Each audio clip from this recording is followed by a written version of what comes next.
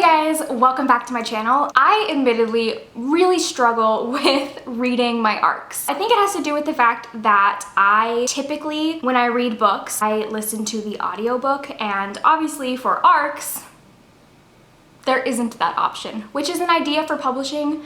There should be audiobook arcs.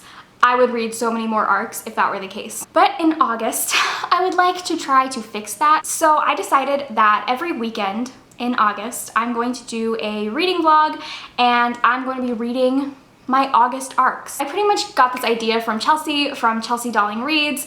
I think it was, I want to say May. Every Tuesday when books come out, she posted a video of her reading the books that came out that day. And I just loved that concept. I thought it was so genius. So I wanted to do that. Well, it turns out I have 10 arcs that come out in August, and 8 of them come out on the same day. I kind of couldn't do the same thing as her, but I realized that there are 5 weekends in August. So using my math skills, I decided that every weekend I would read 2 of my arcs close to around the time that they come out and post a reading vlog for them. Is it exactly what I had in mind of doing? No.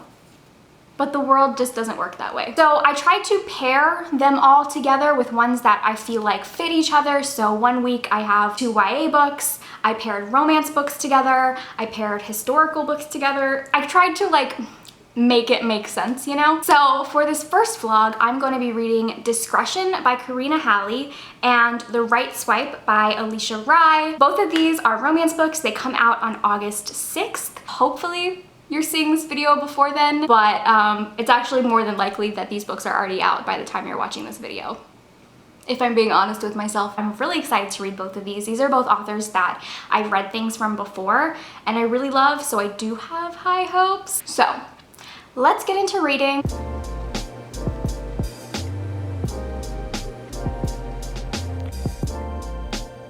Hey, what you up to? Okay, so I just finished Discretion, and I think I'm gonna end up giving this 3 stars. It wasn't a bad book at all. It just didn't really have the tropes or the relationship that I particularly enjoy. I don't want to say it was insta-love, but it kind of was. And I don't personally think that insta-love is a bad thing, but I like romances that have more tug and pull, you know, ones where the characters are like against each other and then they come together for some reason. Basically, like I mentioned, it's about a girl who's traveling in Europe, and she was traveling with her boyfriend, but then they break up, so now she's traveling by herself, and one day I think she's in Paris or she's in France, and she gets mugged, and this guy comes to save her, and it turns out that he is like from a very wealthy family who have this whole like French empire, and they own a bunch of hotels, they own fashion lines that are kind of like Chanel, and he ends up taking her to his hotel and staying in like the penthouse suite, and it's very luxurious, and they just kind of have like a whirlwind romance. And there's a little bit of mystery because there's some secret that he's keeping, but for the most part their relationship is very much like they meet, they like each other, they get together, they have fun together. So I mean, I liked it. It was good. Not my favorite. I'm giving it 3 stars. The writing is still great. One thing I love about Karina is that I follow her on Instagram, and she travels a lot. Like, she's always traveling to some incredible place, and all of her books that I have read take place in a country that I've never been to before. I can definitely tell it influences her writing. Like, you feel like you were there. So yeah, wasn't bad. I still enjoyed it, but it's not my favorite. Okay, moving on. Today I'm going to go shopping for a bunch of home stuff. I have lived in this apartment for a little over 2 months, and I have not finished decorating and getting everything all set up. I did a lot when I first moved in, and then I got really busy and I just haven't continued. And my best friends are actually coming to stay with me at the end of October, so I figured I have 2 months to like really get this place nice. The main things that I need to get are stuff for my walls. All the previous places that I've lived at, I wasn't allowed to hang anything on the walls, so I don't have like any art or like wall mirrors or like anything that you have to hang, but I have a ton of wall space here that I want to decorate. So I want to look for like framed art or like canvases, or I don't really know. And then I also need to get more pillows because I'm very lacking on pillows. I'll show you kind of what I'm thinking. So this is my couch, and kind of what I was thinking above the couch, I want like a long white shelf, and then I would put like a picture and then some little, like maybe little plants. I thought that could look cute. And then I also have this wall right here. I still need to figure out what I'm doing with these two. They're not both gonna go there, only one of them. I'm just not 100% sure. But above here, I figured I could put like some sort of artwork here. I'm just gonna go shop and see what I can find. And then right here I have this vase that I want to get like long, I don't really know what they're called. Not like palm tree leaves, but like, oh, I can't think of what it is. But yeah, so I'm gonna go to a bunch of stores. I'm probably gonna go to At Home first. That's gonna be my main place because it is my favorite store for home stuff because it is very inexpensive and they literally have everything. And most things in their store like are sorted by color, which is really great because there's only like 2 colors I allow in my apartment, and that's white and pink. So it makes finding things easier. And then I think I'm also gonna go to Target because that's probably where I'm gonna end up finding the shelf that I wanna put up right here. I'm excited. I figured I'd take you guys along, whether you like it or not.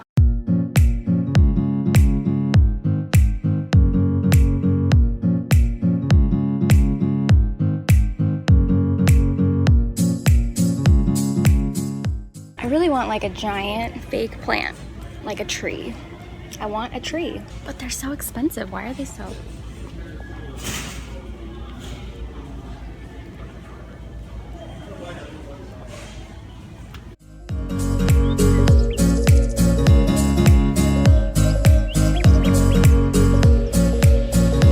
I'm home and I bought a lot of stuff. And I spent more money than I anticipated. I'll show you guys what I got. Let's do a little haul. Okay, so I'm just gonna show you everything I got. If you literally do not care about my home decor, just skip this part. I won't take it personally. But I personally love home decorating. If I wasn't working towards working in publishing, I would probably want to be some sort of interior decorator. So this is like really fun for me. I guess I'll go by store and show you guys what I got at each store. I'll start at Home because that was the place that I bought the most. They were having like a huge sale and a lot of things had 50% off stickers, so I got a lot of things for really cheap. There was one thing that I had seen online and I specifically wanted for the shelf. There was this beautiful picture or painting, I guess, and this is what it looks like. It is the New York skyline and it is just so pretty because it's like kind of washed out, and I really like this and I thought it would look pretty above the couch. But then I also saw this, and this was 50% off, so it was only $6. And it's the Flatiron building in New York. And I got this specifically because I had a really fun experience here. I was able to go to Flatiron Publishing. Their offices were in this building. I think they actually might have moved recently, but when I went, their offices were here and they gave me a tour and they were super nice and it was just a really great experience. So when I saw that this was on sale, I was like, I have to get it. And it kind of go together. I don't know. I might put them both on this wall or I might put this one somewhere else. Not really sure. Then I got, I don't know what these are called. I don't know, but it's one of those things that you like hang. But I saw this and it looked really pretty. It has like fringe on the bottom and then gold sequins. I've never really liked these, but then I saw this one and I was like, ooh, that's pretty. Then I just got this basic fluffy white pillow. I got this bowl, but I want to put this on my kitchen counter. I want to get some like, what are they called? I want to say balls, but I know that there's probably a better term for them. But you know, like the little decorative things you put in a bowl. Oh, okay, this is really cute. Most of this stuff I'm probably gonna put on the shelf that I put up there. So I got a lot of things and I don't think I'm gonna use all of them. So I might return some stuff or use it other places. But I got this little vintage style clock and I just thought it was really cute. I don't have any clocks in my apartment other than the one on my microwave. I got these 2 candlesticks. One of them is shorter than the other. And then I got these kind of like peach colored candles that I would put in here.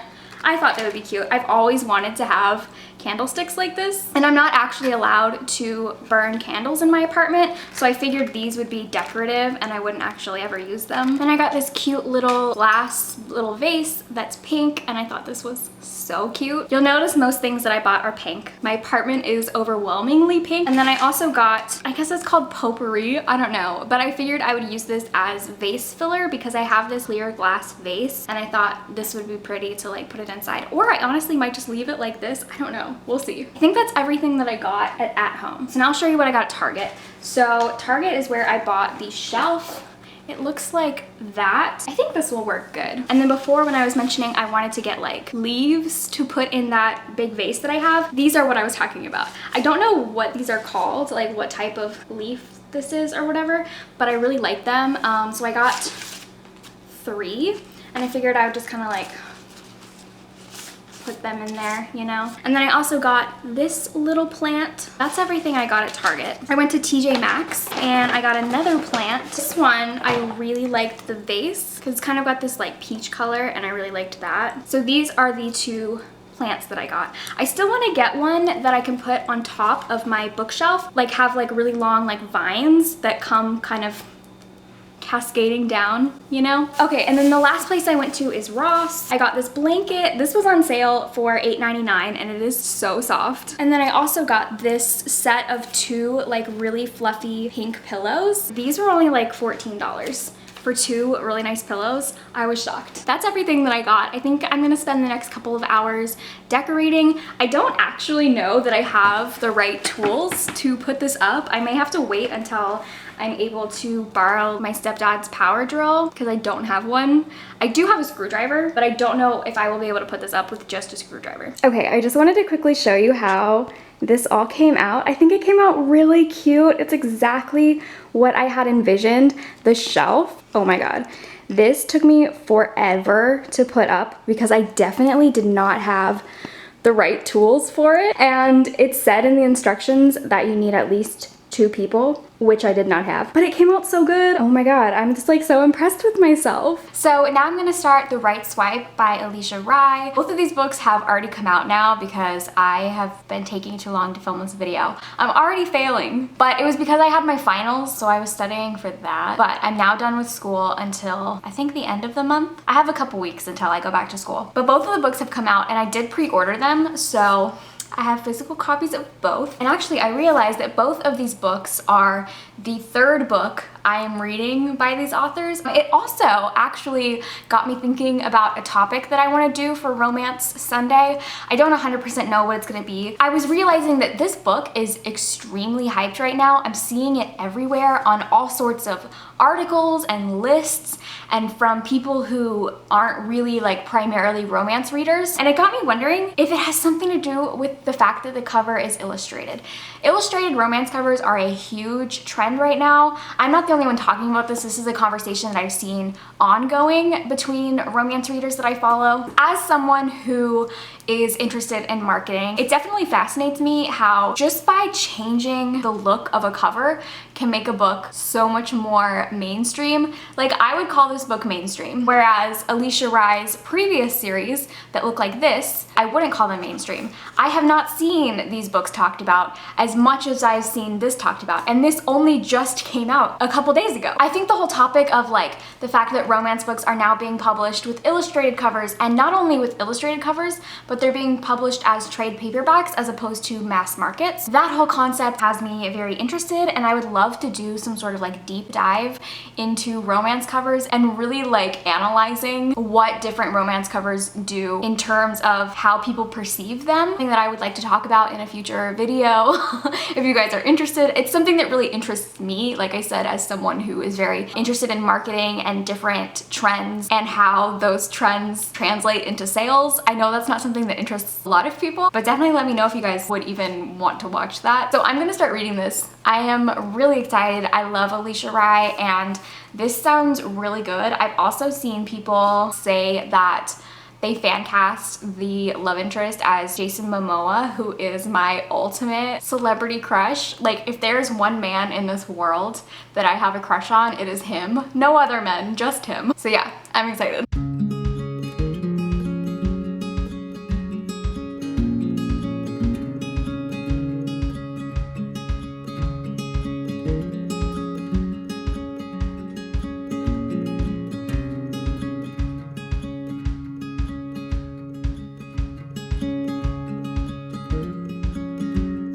Okay, so I just finished The Right Swipe, and I pretty much just read this completely in one sitting. So like I said, this is now my third book by Alicia Rye, and I believe I have now rated all of them 5 stars.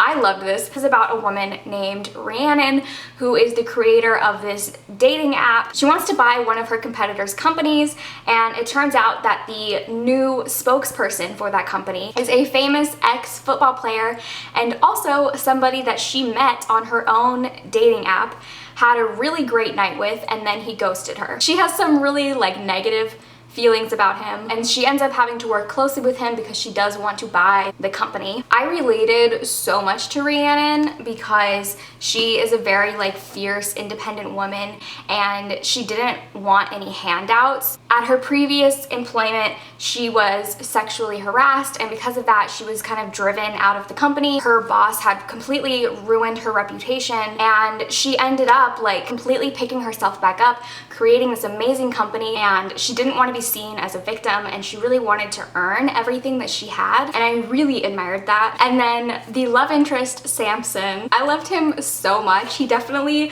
played into one of my favorite love interest tropes, and that is a gentle giant. He was a football player, so he's obviously a very big guy, and he talks about that a lot, that he feels too big for spaces sometimes, but he just has the kindest heart. He wants people to feel good and be happy. I fully loved this. She's definitely one of my favorite romance authors now. So those were the 2 arcs that I read in this vlog. Out of the 2 of them, I obviously liked The Right Swipe better than Discretion, but this wasn't a bad book. I want to make that very clear.